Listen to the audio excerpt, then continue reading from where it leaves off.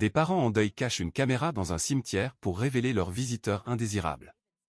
Perdre un enfant est le pire cauchemar de tous les parents, et s'il y a bien quelqu'un qui le sait, ce sont Jacob et Tashana Armstrong. Comme si leur perte n'était pas déjà assez douloureuse, quelqu'un semblait les tourmenter. Ils ne s'en sont pas rendus compte tout de suite, mais lors de leur visite sur la tombe de leur fils, ils ont commencé à remarquer quelque chose d'inquiétant. Jacob et Tashana imaginaient voir leur enfant grandir et devenir l'homme extraordinaire qu'il était destiné à être. Mais cela n'est jamais arrivé. Lors de l'accouchement, le petit MCK d'Armstrong a perdu la vie. Cette tragédie a marqué le début d'un chagrin insupportable. La vie peut être belle, mais elle peut aussi être cruelle, et c'est une leçon que les Armstrong ont apprise en avril. Faire face à cette perte était accablant. Pourtant, ils avaient l'un l'autre pour traverser l'une des épreuves les plus difficiles qu'un parent puisse vivre, enterrer son enfant. Bien que la perte d'un bébé à la naissance soit rare, des complications peuvent survenir sans avertissement, et malheureusement, cela leur est arrivé.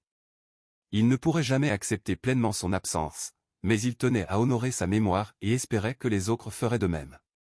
La vie de MCK fut courte, mais il restera pour toujours une partie essentielle de la leur. Il était la plus belle chose qu'ils aient jamais vue, et son esprit vivra à jamais dans leur cœur. Ils avaient un lieu spécial pour lui rendre visite, un endroit que ses futurs frères et sœurs connaîtraient aussi.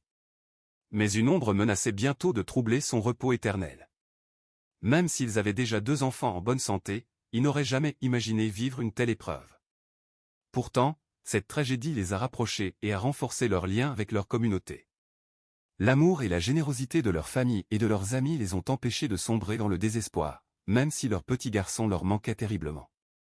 Un jour, lors d'une visite au Memorial Park Cemetery en Oklahoma, ils ont compris que quelque chose n'allait pas.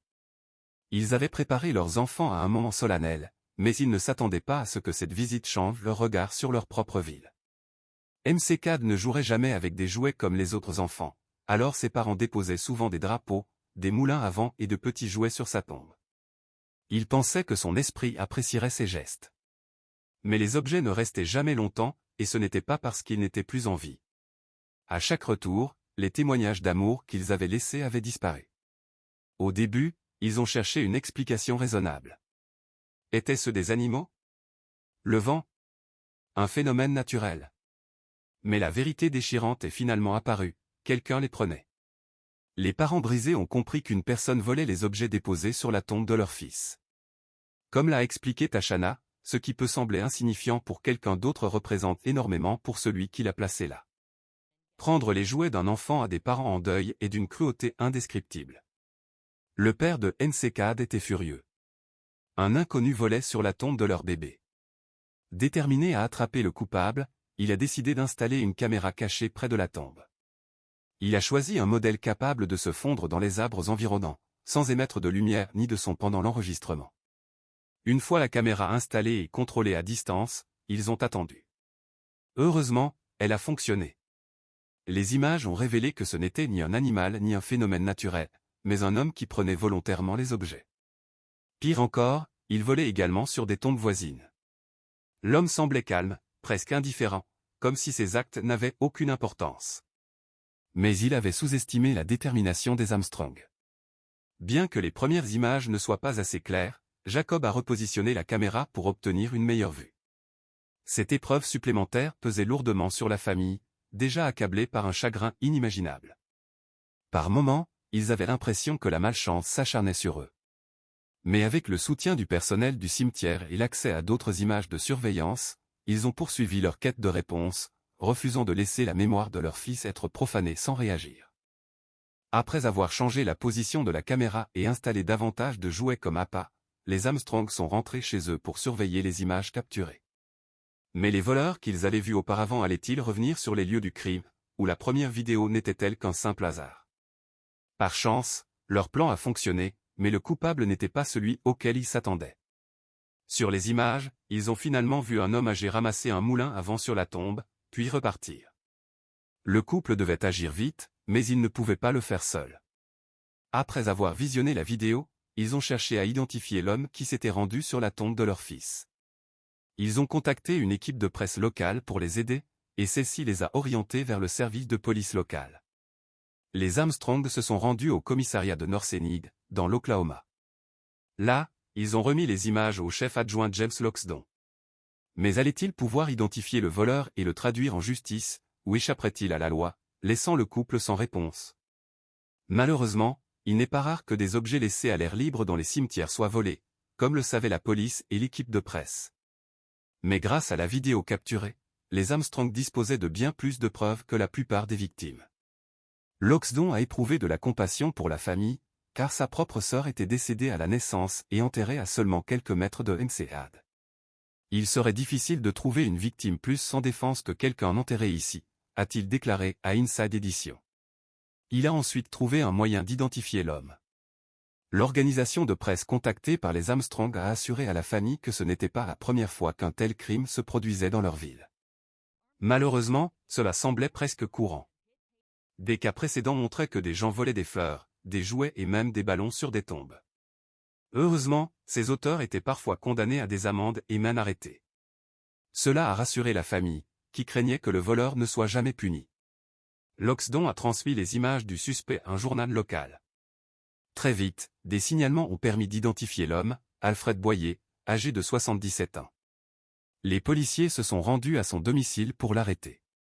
Son arrestation a été filmée par une caméra corporelle de la police. Il a été inculpé pour vol simple. Les Armstrong étaient bouleversés qu'on puisse faire une chose aussi froide et cruelle sur la tombe d'un bébé. C'est déchirant, a déclaré la mère de McCad à Inside Edition. Mais l'affaire n'était pas terminée. Je suis désolé d'avoir fait ça, a rapporté Inside Edition en citant Boyer. Je ne suis pas une mauvaise personne. Il s'est avéré qu'il n'était pas le seul responsable. Une autre personne apparaissait sur les premières images floues. Une femme de 58 ans, Jo Fay-Witt, avait également été filmée en train de voler sur la tombe de McCad aux côtés de Boyer. Les policiers se sont rendus sur son lieu de travail pour confirmer son identité. À leur arrivée, elle ne semblait pas surprise. Jo Fay-Witt était connue en ville pour ses antécédents criminels. Quelques années auparavant, elle avait été arrêtée pour prostitution et fraude aux aides alimentaires.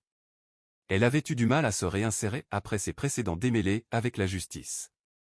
Loxton s'est rendu au restaurant Bromès pour l'identifier comme seconde suspecte.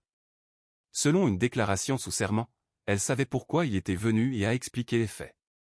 Elle a déclaré qu'elle et Boyer se promenaient en voiture lorsqu'il a décidé d'aller au cimetière. Ils sont descendus et ont marché parmi les tombes. Elle a affirmé que Boyer avait remarqué un objet et l'avait ramassé, pensant que c'était permis. Pour la famille en deuil, il était évident qu'il s'agissait d'un vol. Mais pour les suspects, cela ne semblait pas aussi clair. Witt a affirmé qu'ils avaient lu un article du cimetière Memorial Park demandant aux visiteurs de retirer certains objets pour permettre la tonte de la pelouse. Selon elle, ils pensaient donc pouvoir les emporter. Cependant, ignorer la loi ne signifiait pas qu'elle échapperait à une arrestation. Ses antécédents, notamment fraude aux aides alimentaires et utilisation de cartes volées, montraient qu'elle n'était pas étrangère aux infractions. De plus, elle faisait déjà l'objet de mandats d'arrêt en cours. Son arrestation pour vol au cimetière s'est ajoutée à la liste. Witt a été inculpée pour vol simple et recel de biens volés. Elle risquait 6 mois de prison et une lourde amende.